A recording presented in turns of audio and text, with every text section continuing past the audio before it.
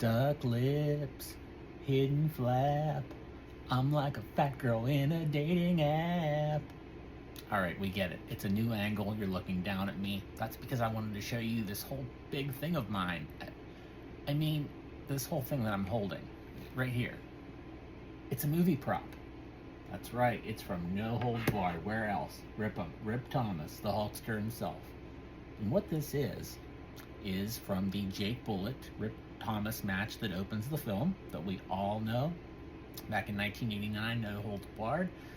They did a match. According to Bill Eadie, it was actually originally supposed to be Barry Darsow, but ended up being Bill. And Bill wanted the day off, and Barry got it instead. But hey, now Bill went down in cinematic history because he was in the opening contest of No Holds Barred. And this is from that scene. So what they did was they filled a convention center either near or in Topeka, Kansas, with about 7,000 fans who got in free, did the match. According to Bill Eadie, it was in one take, and off they went. Now, if you notice, and I'm going to post some pictures where I frequently see this and the shirts. I'll post them on the little posts thing, which I'm getting to really like here on YouTube. People in the crowd have these, the pennants, and the Rip 'em shirts. And from what I gather, certain people, families, what have you, were chosen to get one for free. And you can see the pennants being waved. This is in a top loader for pennants, but it is sort of like a heavy felt material. And the Rip 'em actually look kind of like it might be painted on with a stencil or something. That's obviously the Rip 'em logo, but it seems like it's paint. And it's probably made really quick. And after all, it is a movie prop. They're not really meant to be kept. And how I acquired this was, I would say around 12 to 14 years ago, leaning towards 14 or 15. One Saturday morning, I was trying to get myself ready for the day, and I went on my iPad or Android tablet, whatever I was using at the time, and I went on eBay and was just casually strolling around, and I noticed a lot of LJNs, and they looked like beat up LJNs in a ring, and there was nothing in the initial picture, in fact, like the first 10 pictures that I even needed.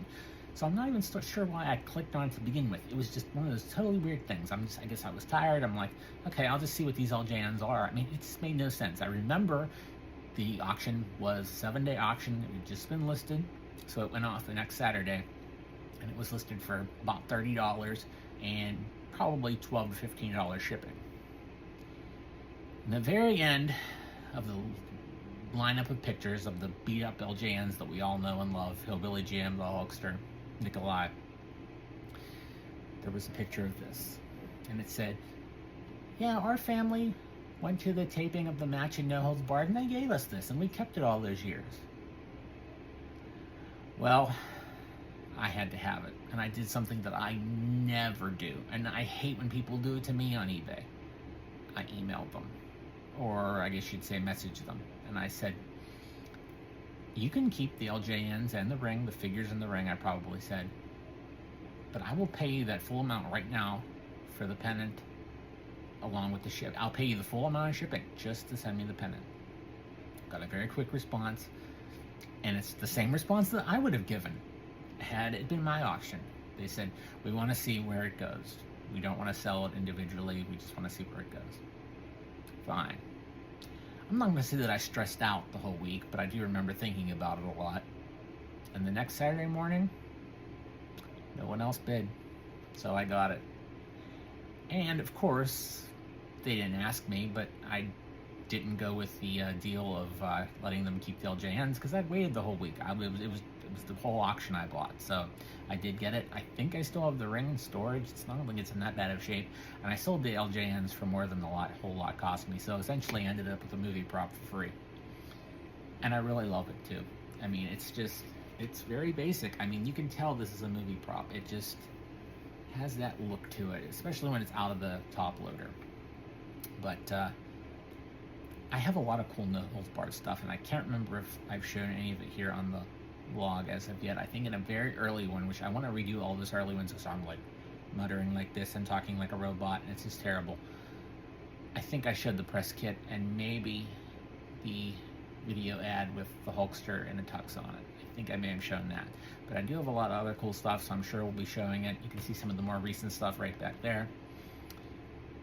But the truth is that not too many people know, because I don't often tell it, is I'm not the biggest fan of the movie.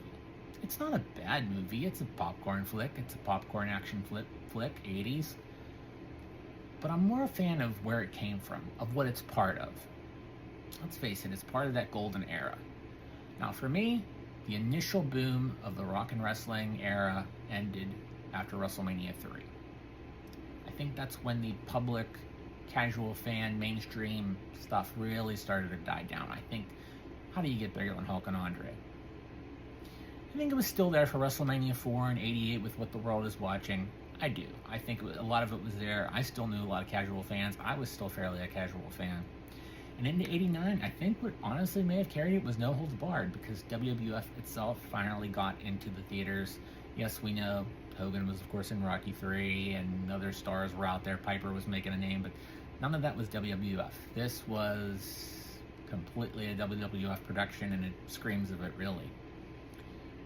So I think that it is still a part of what many consider the golden era. I don't think the golden era really ends until 93, but the basic is really probably ends in like 90, probably with the Warrior and Hulk.